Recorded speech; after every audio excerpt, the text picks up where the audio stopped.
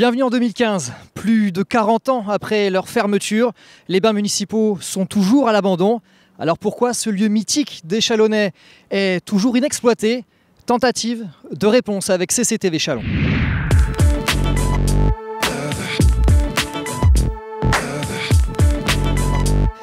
Cette zone désaffectée, aujourd'hui propice au squat, était l'un des lieux phares de la vie de Châlons-en-Champagne il y a une quarantaine d'années. Pour les plus jeunes, ces images n'évoquent pas grand-chose. En revanche, pour les plus anciens, la nostalgie les guette. C'est en effet ici même que beaucoup de Chalonnais ont appris à nager. C'était il y a plusieurs dizaines d'années, aux bains municipaux.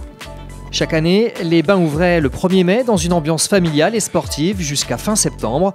Au programme, balade en barque ou en pédalo, plongeon, bain de soleil, le Chalon-Plage de l'époque en quelque sorte. C'était le temps où les Chalonnais se baignaient allègrement dans la Marne, le temps des 30 glorieuses et presque de l'insouciance. Essentiellement pour des raisons de sécurité, les bains municipaux ont fermé leurs portes il y a plus de 40 ans. Pourtant, depuis, les Chalonnais n'ont jamais oublié cet endroit qu'ils rêvent de revoir s'animer. Preuve en est, en 2006, le réaménagement de ce secteur figurait parmi les 3 priorités des habitants de la ville-préfecture.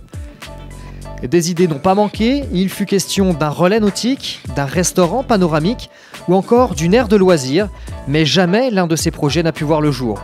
3 raisons essentielles. Premièrement, le budget.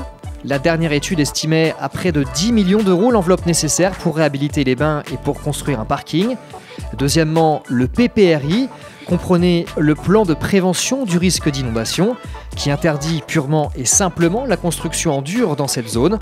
Enfin, troisièmement, l'organisme VNF, les Voies navigables de France, qui est propriétaire du terrain.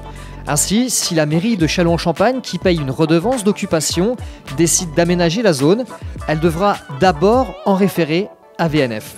Toujours est-il que l'endroit est exceptionnel et pourrait accueillir d'ambitieux projets.